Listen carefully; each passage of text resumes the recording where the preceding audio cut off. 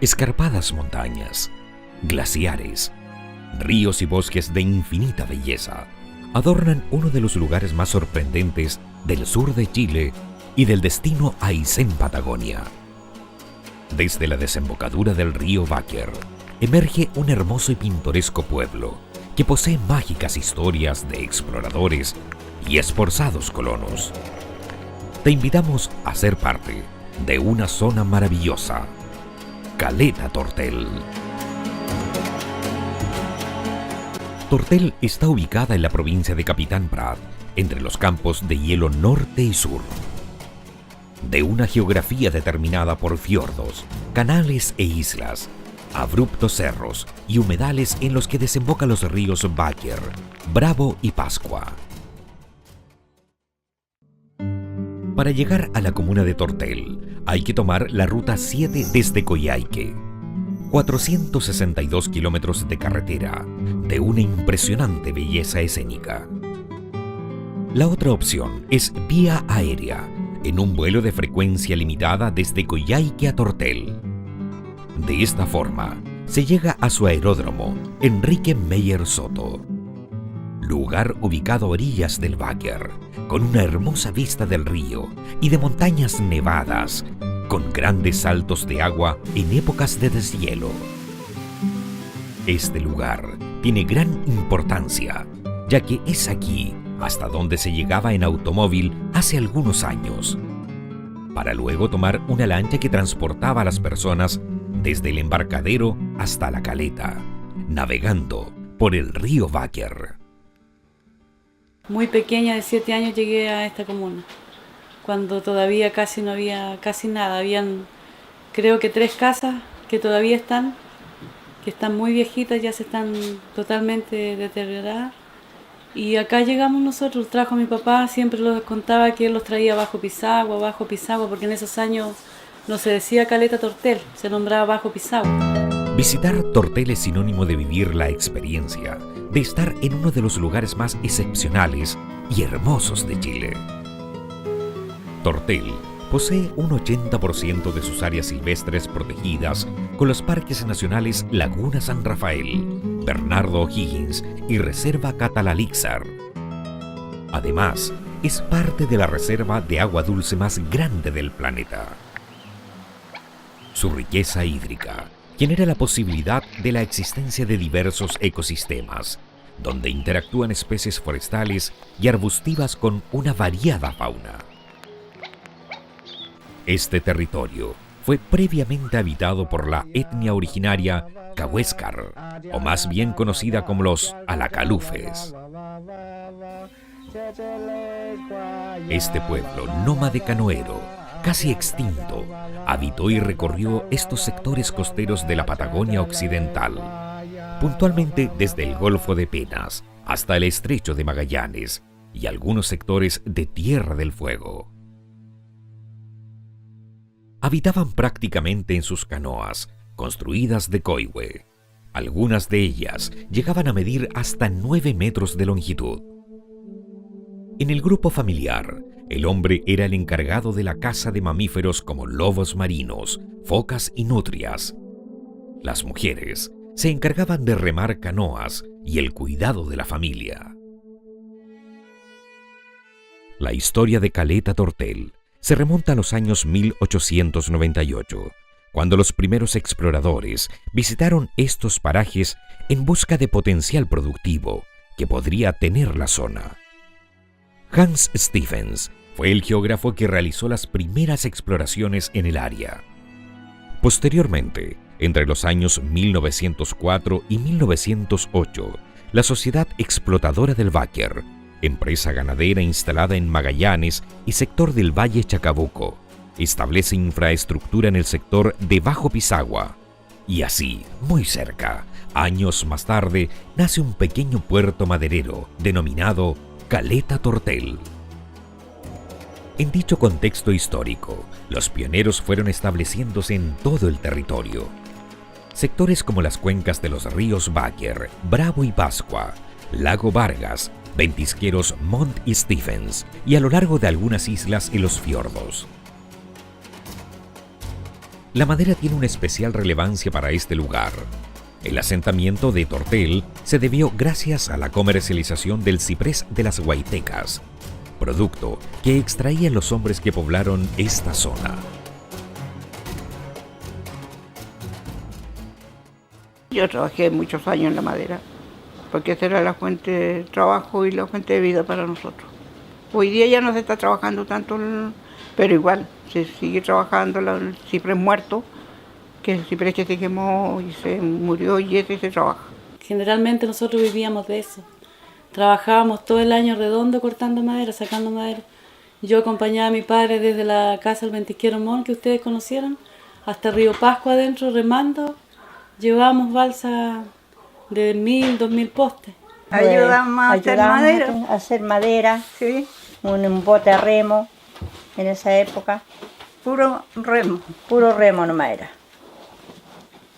Y así se trabajaba, era muy sacrificado.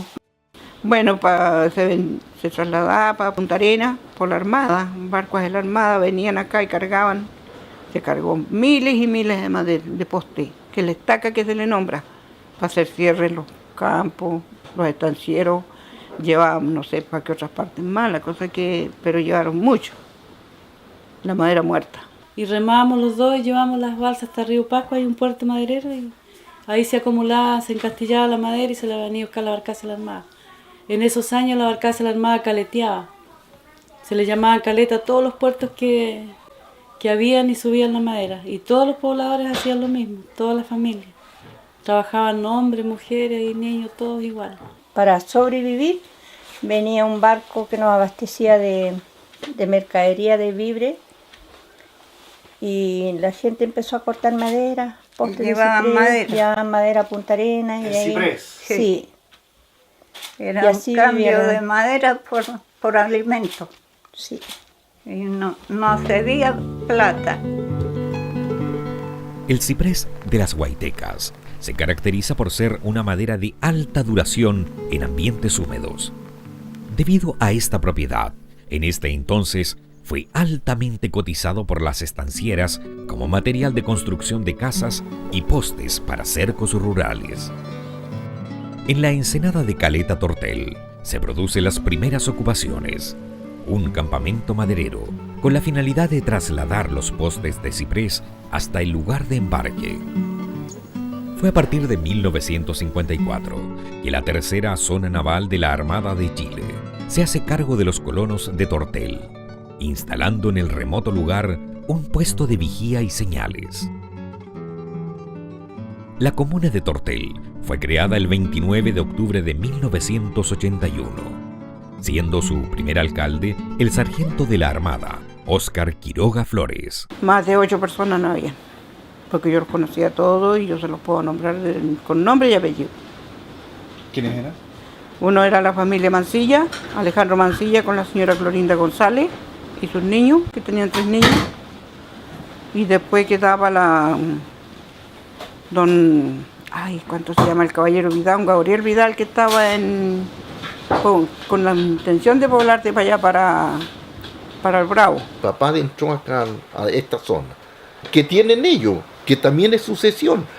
Más había un hermano de ese, porque ellos eran 2 hermanos, el Santos Vargas y Octavio Vargas, que eran hermanos.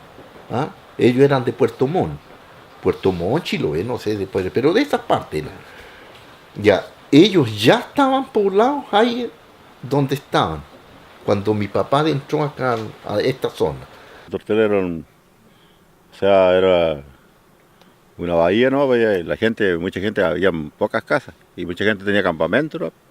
Con lona, otros con par de planchas, porque la gente antes vivía más en el campo que en Tortel, solamente iba para las barcazas, ¿no? Cuando venía a madera.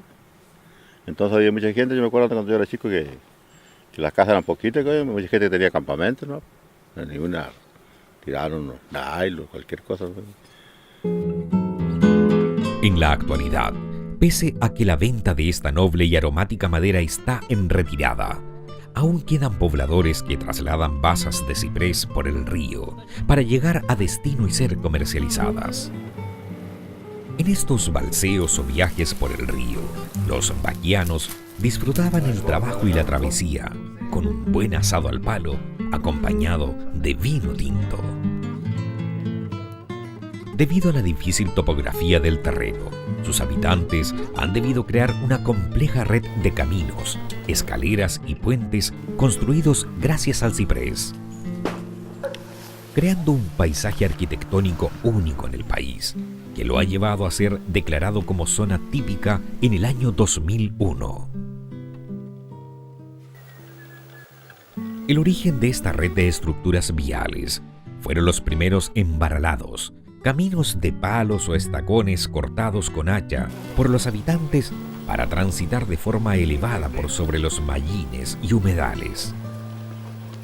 En la actualidad, estas pasarelas elevadas del suelo entregan una continuidad peatonal, sin ocultar la vegetación que se desarrolla bajo ellas, comunicando totalmente a los pobladores entre sus casas y embarcaderos.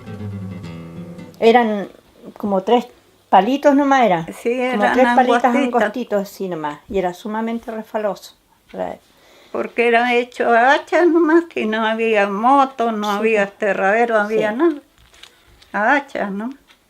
Sí, ese era un grupo, o sea, por decirle así, eran como 8 familias más o menos, y todas esas familias, no como ahora, por ejemplo, ahora cada uno hace como puede nomás. como puede. No, pero tú- antes no, porque antes se juntaban todas las familias y trabajaban juntos.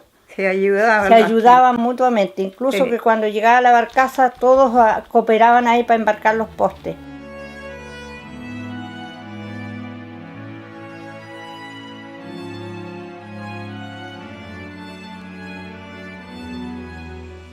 Tortel es el punto de partida para recorrer los diversos encantos de la zona.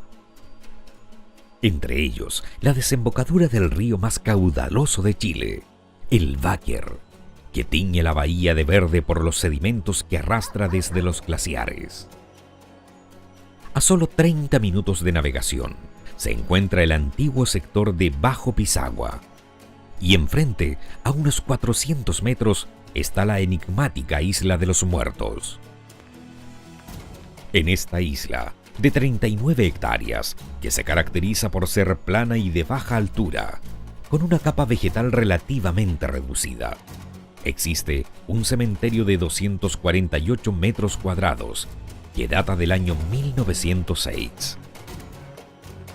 Según investigaciones, un centenar de hacheros chilotes que trabajaban para la compañía explotadora del Báquer fallecen por causas aún desconocidas, convirtiéndose en uno de los grandes misterios de la Patagonia.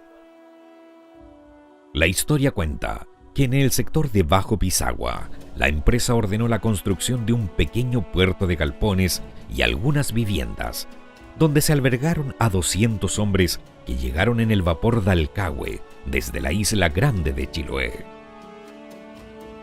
Ellos tuvieron la misión de despejar el área montañosa que rodeaba el lugar para potenciar la explotación ganadera proveniente del Valle Chacabuco.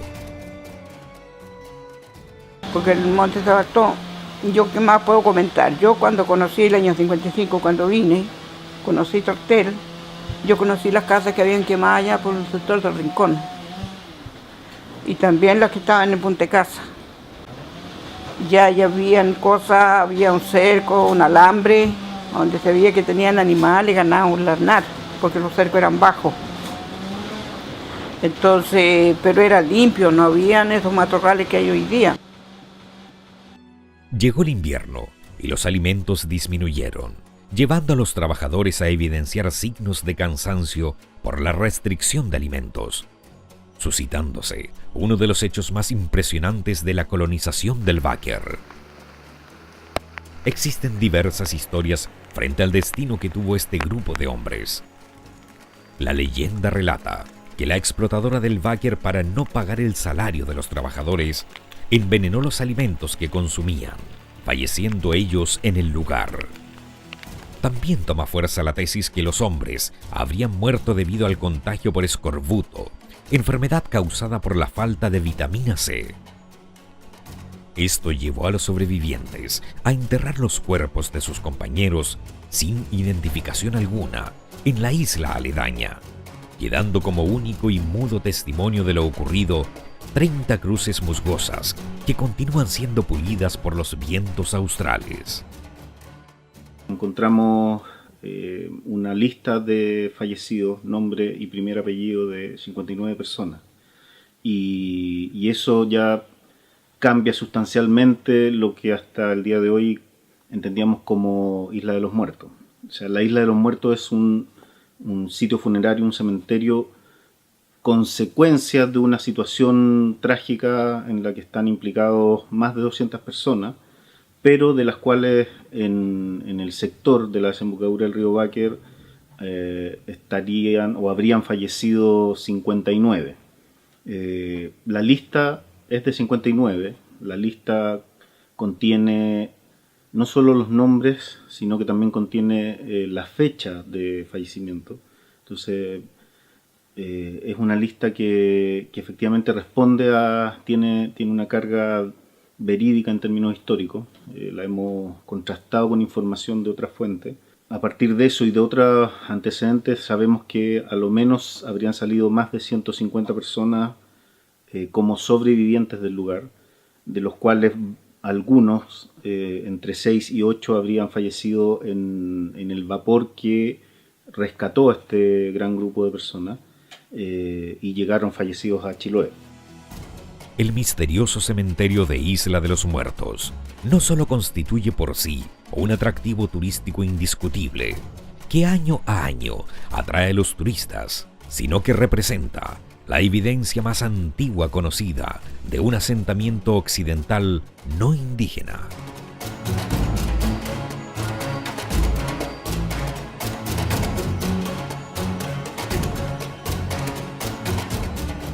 Otro destino se encuentra entre 3 a 5 horas de navegación por milenarios témpanos.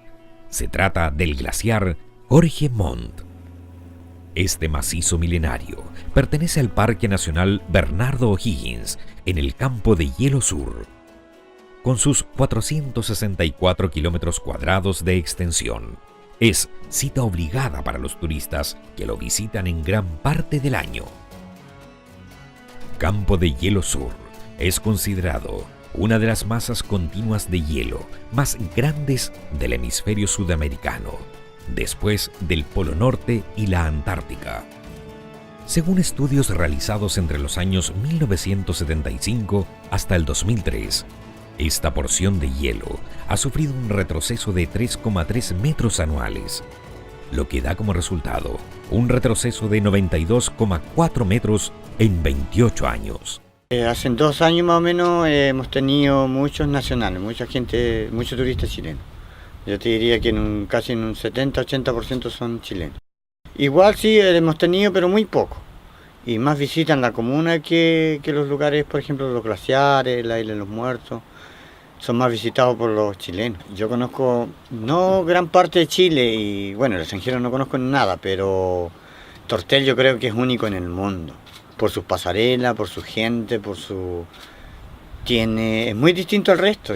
Que han encantado porque conocen cosas distintas. Además, a mí, yo por ejemplo, siempre les cuento la historia del glaciar, que antes estaba más acá, que ahora está un poco más lejos, está más chico. Y así entonces la gente queda encantada. Y además que hacemos lo posible de que la gente se vaya contenta.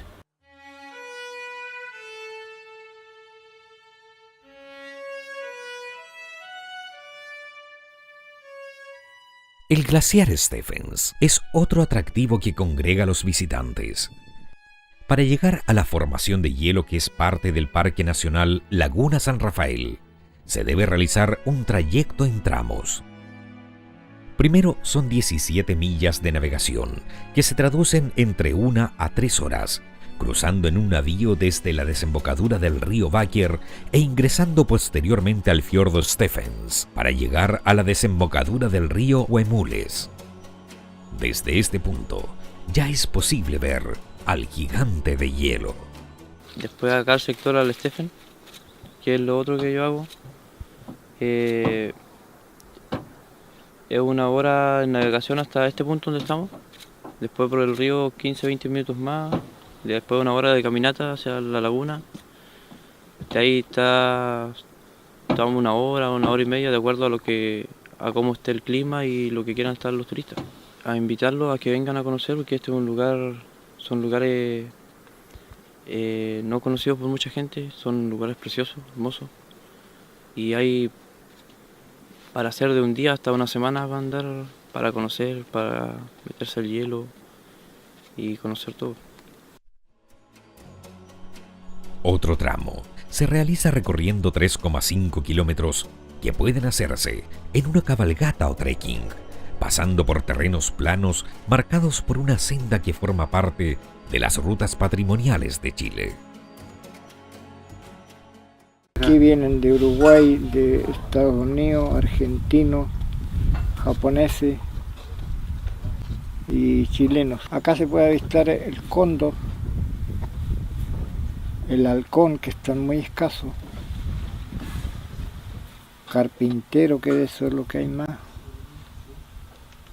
y así varias especies de bichitos más. La impresión que ven aquí el paisaje, toda la hermosura, que según ellos es muy hermoso este paisaje. Eso es lo que le impresiona más a la gente. Luego de cruzar en bote el río Huemules, se puede alojar en una tapera o refugio muy usado por los pobladores de la Patagonia, que realizaban faenas productivas en el bosque del sur austral.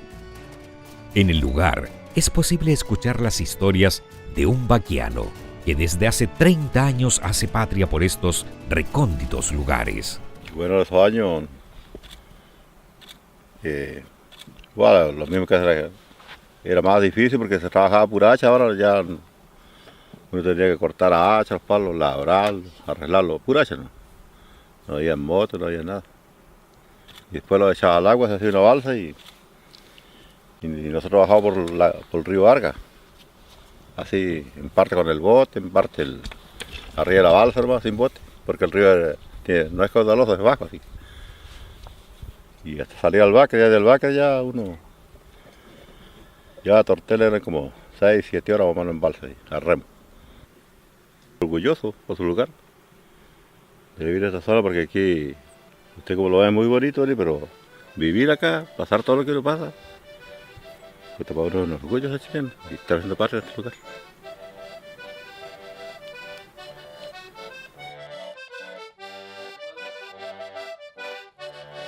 Visitar a la familia Vargas es conocer un claro ejemplo de cómo los atractivos naturales dan la posibilidad de desarrollar productos turísticos rurales, poniendo en valor un entorno y patrimonio cultural único. Al día siguiente, se debe recorrer una senda de 6 kilómetros donde se puede observar un majestuoso paisaje de vegetación periglacial, donde predomina el Calafate, con vistas al majestuoso glaciar Stephens, el más austral de Campo de Hielo Norte. Ya en el lugar, se pueden visualizar los hielos eternos provenientes del Campo de Hielo Norte y que terminan en una laguna con cientos de témpanos, dando vida al río Huemules. Este glaciar, cuyo nombre es herencia del explorador Hans Stephens, está en franca retirada, al igual que el resto de los glaciares de la región, haciendo necesario para llegar hasta su pared, caminar por su morrena glaciar. Esto hace más atractivo el trayecto para quien lo visita.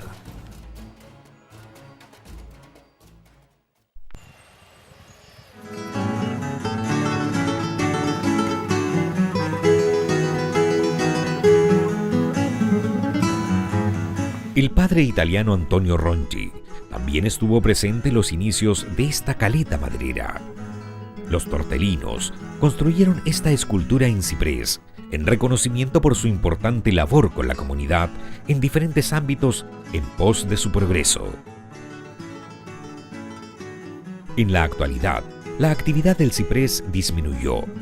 La extracción de esta madera hoy está regulada a través de planes de manejo, y las nuevas generaciones no están perpetuando este antiguo oficio. Esto llevó a los hijos del ciprés a cambiar definitivamente su mirada a otros ámbitos productivos, especialmente al turismo. Existen diversas historias de vida e iniciativas que destacan en torno a este proceso de reinvención. Todo con el objetivo de sacar adelante a su comuna y posicionarla como destino de la denominada provincia de los glaciares. Lodge, hospedajes, restaurantes, gastronomía local, artesanías, navegación y senderismo son parte de la oferta de servicios que hoy presta Tortel a quienes la visitan. Se suma su pintoresco estilo arquitectónico, legado de los inmigrantes y primeros pioneros chilenos que llegaron especialmente de la isla de Chiloé. Esto se ve reflejado en sus antiguas casonas de ciprés. De alguna manera la madera del ciprés se está terminando, o se ha terminado bastante, así que por eso también creo que a los jóvenes no les interesa mucho ese trabajo. Y hay cosas nuevas también ahora, pues por ejemplo, antiguamente no había luz en Tortel. Todos lo alumbramos con candil, con velas. Hoy día hay luz, hay televisión, hay otras entretenciones que los jóvenes los atraen. Entonces igual es un poco que se está perdiendo esa tradición, que igual no es muy bueno para nosotros como tortelinos. Por eso mismo, por ejemplo, yo dejé de trabajar la madera porque me di cuenta que era un trabajo muy duro y traté de buscar otra actividad. Y me gustó esta actividad y pensar también empecé de cero sin saber nada. Escuchaba la palabra turismo y no sabía de qué lo que era hasta que pregunté por ahí a una inglesa, nunca me voy a olvidar de ella, de María. Y ella me dijo que por qué no trabajaba el turismo. Así como lo han hecho personas mayores de la comuna, los jóvenes también dan sus primeros pasos en el turismo, realizando circuitos a sectores históricos de Tortel, como el Vapor Juanita, Isla de los Muertos o desembocadura del río Báquer. Estudié en una escuela de guía y me he ido perfeccionando con el tiempo en diferentes cursos, qué sé yo, y vi una oportunidad de negocio. Entonces, si bien es cierto, se hacen recorridos a esos lugares donde voy yo, pero esto es algo diferente y atractivo a la vez. Y hacia la mirada turística, igual súper bien. Empecé desde el año pasado, ya esta es la segunda temporada y he tenido buena recepción hacia el público que nos viene a visitar. Otro ámbito productivo que está en alza es la elaboración de licores de diversos frutos endémicos de la zona. Frambuesa, ruibardo, el conocido calafate, entre otras hierbas estacionales, son los sabores de este brebaje, que se elabora inicialmente con la maceración de los frutos en agua ardiente. Los tipos de licores que elaboro son primeramente de cosecha de los frutos. Depende de la época cuando estén las frutas, por ejemplo el fruto de los calafates y de las frambuesas. El de las hierbas, que es como un tipo fernet, pero casero acá, es también la época de primavera, generalmente cuando viene todo de vuelta con los brotes. Eso se cosecha y se macera en aguardiente por 1 o 2 semanas y después se hace el proceso para envasado. Se guarda por unos 2 meses y después ya está listo para el consumo. Ha sido una muy buena recepción, sobre todo para los bajativos, de los clientes de acá, principalmente extranjeros. Eso es lo que más apetecen estos tipos de sabores. Las artesanías en lana también son parte de las actividades que se llevan a cabo y que buscan ser comercializadas. El conocimiento de la lana, por ejemplo, lo conozco desde niña, pues soy de acá. Antes las señoras trabajaban mucho en un taller con las lanas. Generalmente hago souvenirs más pequeños, como boinas pequeñas, boinas grandes que están por allá, vestidos, bufandas, todo ese tipo de artículos que son como fáciles de transportar. Pero sí me he dado cuenta que los artículos pequeños son los que tienen más salida. Siguiendo la tradición de este pueblo maderero, la artesanía en madera de ciprés ha sido un paso lógico dentro de la reinvención de los pobladores, quienes dejaron el hacha y con manos diestras labraron la madera para darle formas que evocan los recuerdos de su historia y presente. Entre la oferta, también existen alternativas para gustos más exigentes. La belleza y autenticidad de Tortel no deja indiferente a nadie, posibilitando la llegada de nuevos actores que, subyugados por sus pasarelas y su gente, emprenden una nueva alternativa turística. Nos orientamos a recibir pasajeros que quieren estar un poco más cómodos, con algunos servicios como un poco diferenciados, con cocina gourmet y además hacemos navegaciones. Son pasajeros directos que se contactan a través de la web conmigo por correo electrónico y uno tiene un contacto muy directo y personal con ellos en términos de entregarle la información para llegar a Tortel y todo eso. Y el otro tipo de turista que llega es el que viene como en grupo, por una agencia, o no necesariamente en grupo, pero a través de una agencia. Yo diría que hay un 70% de turismo nacional, de turistas santiaguinos y también de regiones, pero menos, y un 30% más o menos de extranjeros, principalmente europeos. Vienen también de Australia o de Canadá o de Brasil, pero principalmente son europeos. No hay otro lugar así en el mundo. O sea, no es, obviamente todos los lugares son distintos, pero en particular este tema de las pasarelas y de la forma de sentarse en un lugar, además rodeado de naturaleza endémica, es como la gracia.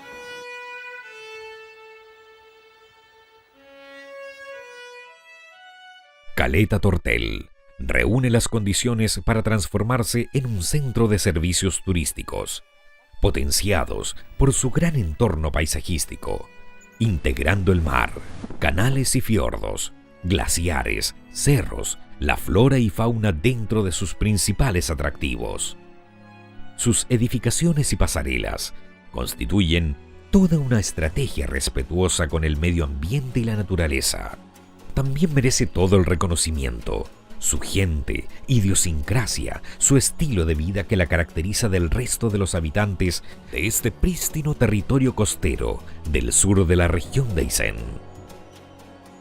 Tortel, un pueblo maderero con raíces gauchas y chilotas, que hoy busca reinventarse como destino y así posicionarse como el gran polo turístico al sur de esta tierra indómita, en la provincia de los glaciares.